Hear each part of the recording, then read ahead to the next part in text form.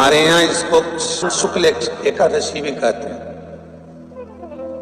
और कहते हैं ये सती माता ने यही एकादशी के दिन से जो व्रत साधना करना प्रारंभ करी थी वो सुख देने वाली थी। निवेदन है आपसे भी, कोई कार्य अटक रहा है, तकलीफ आ रही है, दुख है, लक्ष्मी नहीं आ रही, परेशान हो, 108 बेलपत्र की, जो बेलपत्र होते हैं उसकी, इसको छेद तो करते नहीं है सुई से, बेलपत्र की डंडी को बांधते जाओ 108 बेलपत्र की माला बना लो, और माला बनाकर भगवान शंकर के गले में, शंकर के शिवलिंग को जो चढ़ा देता है उसकी मनोकामना भगवान शंकर पूरी कर देते हैं। अटा एकादशी 108 बेलपत्र की माला बनाकर शंकर भगवान को समर्पित करी जाती है। माता लक्ष्मी ने भगवान विष्णु को पाने के लिए तुलसी की माला बनाकर समर्पित करी थी, जैसे सती ने शिव को पाने के लिए, कामना को पूर्ण करने के लिए। शास्त्र कहता है घर के बुजुर्गों को, घर के बड़ों को, जेठ जेठानी हो, सास ससुर हो, घर में जो तुम्हारी उम्र से बड़ा हो, उसको आज पीला फूल या पीली चने की दाल या पीला वस्त्र, कुछ भी पीली सामग्री आज घर के बड़ों को देना चाहिए। क्यों देना चाहिए? तो शिव महापुराण की कथा कहती है कि जो शुक्ल पक्षी की एकादशी के दिन पीली वस्तु का दान दे देता है, घर के किसी ब्राह्मण को देने नहीं जाना, किसी मंदिर में देने नहीं जाना, आपके ही घर में, आपके ही घर के बड़ों को कोई भी पीली चीज का दान कर सकते। फूल हो, मिठाई हो, कोई अनाज हो, कोई वस्त्र हो, पीली वस्तु का दान दे दे। क्यों होगा? क्या होगा उससे?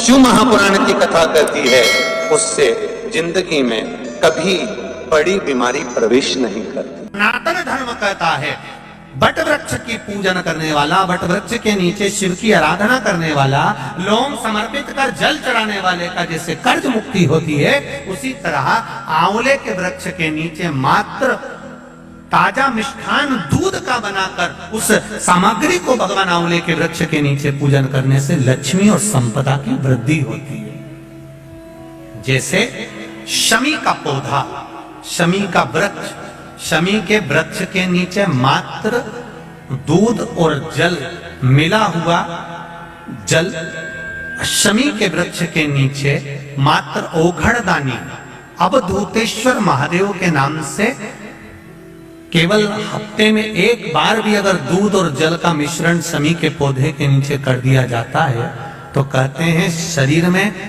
बड़ी से बड़ी अगर बीमारी है, कहीं कैंसर जैसा रोग है या किडनी लीवर जैसा रोग है, कोई भी तकलीफ, कोई गांठ अगर शरीर में हो गई है, तो शमी के वृक्ष के नीचे दूध का जल थोड़ा सा हफ्ते में एक बार अवधूतेश्वर महादेव के नाम से समर्पित कर देने से रोग का निवारण होने लगता है, रोग थम जाता है और आगे नहीं बढ़ पाता और उसका इलाज चालू हो जाता है, सुख का अनुभव।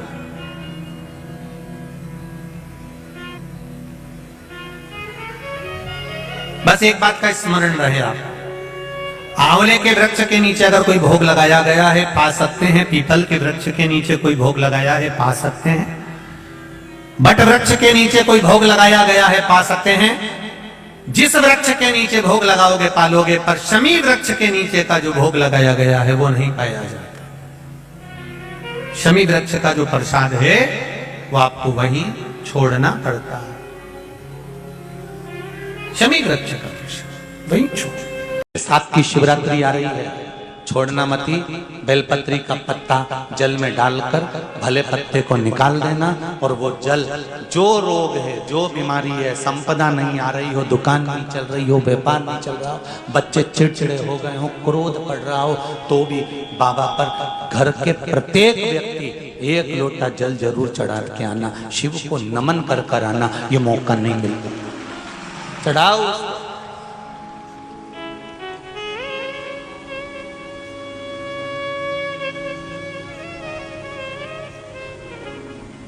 बैसाख के महीने में एक पकवान बनता है शंकर जी का,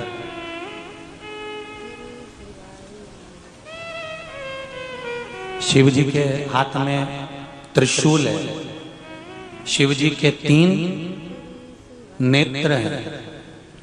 बेलपत्री में भी 3, बोलते जाओ, पत्ती है। बैसाख के महीने में जो शंकर भगवान को प्रसाद का भोग लगता है उसमें भी 3 ही चीज मिलती है। सत्तू,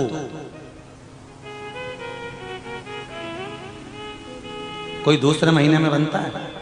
जम के तो बोलो नहीं। कब बनता है? यही बैसाख के महीने में। चने की दाल, गेहूं और जौ, इन तीनों को गलाकर सेक कर जो सत्तू तैयार होता है, इसी बैसाख के महीने में परशुराम जयंती के दिन या अमावस्या के दिन या पूर्णिमा के दिन शंकर भगवान को समर्पित होता है और भगवान विष्णु को समर्पित होता है। दुनिया के लोग कहते क्या होता है सत्तू से? सास अपनी बहू से कहती है बेटा सत्तू बना ले, थोड़ा सा सत्तू बाजार से ले आना, 10 रुपए का खरीद कर ले आना। आज सत्तू, आज अपन पूजन करेंगे सत्तू की, अक्षय तृतीया है, थोड़ा सा पूज देंगे, थोड़ा सा भगवान को भोग लगा देंगे, सत्तू का लड्डू बना लेंगे। बोलो री जी, सही है कि गलत है? बाजार में भी सत्तू मिलता है तो बच्चे कहते हैं, बहुएं कहती हैं कौन खाएगा, काय को ला रहे हो, सत्तू का क्या काम है? पर शिव महापुराण की कथा कहती है, स्कंद पुराण की कथा कहती है, जिस समय पर बैसाख के महीने की सुंदर अमावस्या का दिन था, उस दिन माता पार्वती शंकर भगवान के लिए जब पकवान बनाने के लिए बैठी, कुछ नहीं मिला, तब माता पार्वती ने 3 अनाज को लिया, एक चना, दूसरा गेहूं और तीसरा जो। इन तीनों को भींग रहे थे, उसको लेकर आए गंगा जी में से, उसको सेक कर माता ने अंगीठी पर और उसका जो सत्तू बनाकर शिव को दिया। शंकर भगवान ने कह दिया, सुन पार्वती, ये सत्तू नहीं, ये मेरी औषधि है। बैसाख के महीने में जो खाएगा वो जिंदगी भर रोएगा नहीं, शरीर से स्वस्थ हो। अब उसको बैसाख के महीने में पियो बेल। बेल मतलब समझ गए? बेल का रस। बैसाख के महीने में पियो बेल और शरीर को रखो ऑलिव बेल। पियो।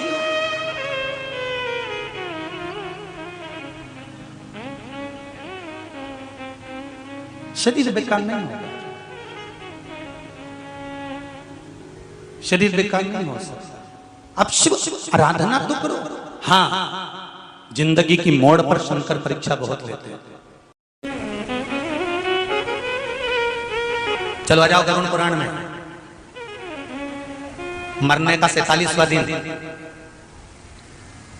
जब मरेंगे तब गरुड़ पुराण बचेगी, पहले ही सुन लो। और जिसके पास में गरुड़ पुराण नहीं हो तो पंडित जी से मंगवा कर फिर पढ़ के देख लेना। मरने के 47वें दिन, 47 डेज, 47वें दिन किस चीज का दान तुम्हारे सामने आता है? मरने के 47वें दिन। 10 दिन तक तो जीवात्मा घर की अटारी करे थी, मरने के बाद 12वें के दिन चली जाती है। उसके बाद में जब 47वां दिन आता है तो 47वें दिन जीवात्मा को क्या दान करा जाता है? व्यक्ति ने क्या पुण्य करा होता है कि उसको नरक नहीं भोगना पड़ता, बेतरणी नहीं भोगना पड़ती, वो सीधे बेतरणी से पार उतर जाता है। वो किस चीज का दान है? तो कहा शिव महापुराण में, गरुड़ पुराण में, कि वो सत्तू का दान है जो बैसाख महीने में करा जाता है। सत्तू का दान 3 चीजों से मिलकर बनता है। जौ, बोलते जाओ जल्दी, गेहूं, चना, ये 3 चीज से मिलकर बनता है। इसमें जो बारीक बारीक कण होते हैं, जितने जितने 3 चीज के मिले हुए बारीक बारीक कण होते हैं, ये जब दान किया जाता है सत्तू का, तब ये बेतरणी तरने के लिए 47वें दिन इस जीवात्मा ने अगर सत्तू का दान करा होता है या सत्तू का सेवन बैसाख के महीने में करा होता है तो उसको बेतरणी नहीं भोगना पड़ती, डायरेक्ट सीधे रतलाम उज्जैन से डायरेक्ट। किस किस क्या बनता है सत्तू? मैंने भी तो ये पूछा किस किस क्या बनता है। मैं अभी थोड़ी ना कि अभी बन गया। बैसाख में बनता तो होगा। पहले गांव के लोग तीरथ करने जाते थे। गांव का लोग जब तीरथ करने जाता था, कोई सामान नहीं ले जाता, सत्तू बांधी पोटली में धरा यूं और पानी में घोलिया और नमक डालिया या शक्कर या गुड़ घोल के और पी के वही चले। आज के अब जब सैनिक युद्ध करने जाता है, थक जाता है, बहुत थकान हो जाती है, जब उससे देखा जाता है तो सैनिक का जो कमांडर होता है वो सत्तू मंगवाता है और गिलास में घोल घोल कर पूरी सेना को पिलवाकर फिर युद्ध में उतार देता है। फिर युद्ध में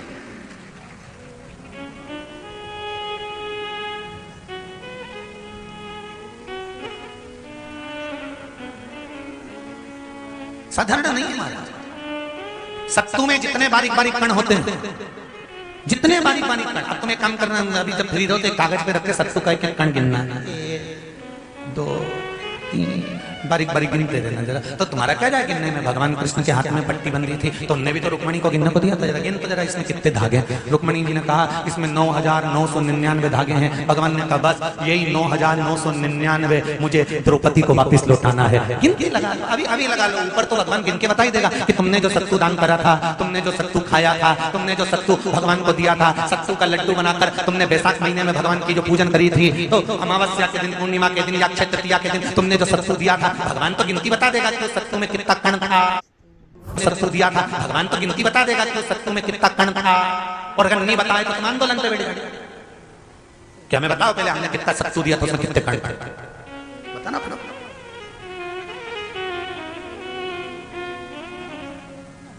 एक शिव की आराधना में चांगुना ने 1 लोटा जल भरा, उसमें थोड़ा सा चंदन डालकर बेलपत्री के वृक्ष के नीचे ले जाकर डाल देती, थोड़ा सा जल बचाकर शिव जी को डाल देती। शंकर भगवान ने एक दिन चांगुना के सामने मन में विचार प्रकट करा और पार्वती जी से कहा, पार्वती एक बात समझ में नहीं आती, आधा जल ये बेलपत्री को देती है, आधा जल मुझे देती है। जब आधा जल मुझे देती है तो मुझे बड़ा गुस्सा आता है, क्योंकि बद्धा जल कहां डोल के आती है। पार्वती जी ने कहा उसके संतान नहीं है, इसलिए वो बेलपत्री की भी आराधना करती है और आपकी भी आराधना करती है। ठीक है,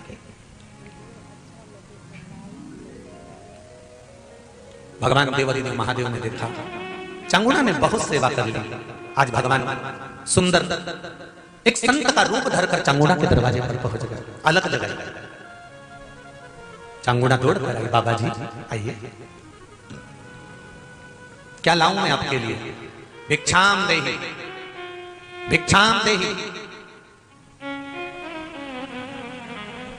बाबा ने सब दूर से भिक्षा ली और चांगुना जैसी परात भरकर रानी चांगुना देवी खूब सारा सामान लेकर आई, तो बाबा ने मना कर दिया, मैं आपके हाथ की भिक्षा नहीं ले सकता, मुझे नहीं लेना। क्यों? कहा आपकी संतान नहीं है, आपकी औलाद नहीं है, संतान नहीं है। और अगर आपकी संतान नहीं है तो आपके हाथ की भिक्षा लूंगा तो मैं भिक्षा लेकर जाऊंगा कहां? मुझे आपके हाथ की भिक्षा नहीं चाहिए। इतने में चांगुना ने उस संत के चरण पकड़े और संत के चरण पकड़कर चांगुना कहने लगी, देखिए बाबा जी, जन्म, मरण और परण ये तो 3 देवादिदेव महादेव के हाथ में है। संतान देना और ना देना ये शिव जी के हाथ में है, शंकर के।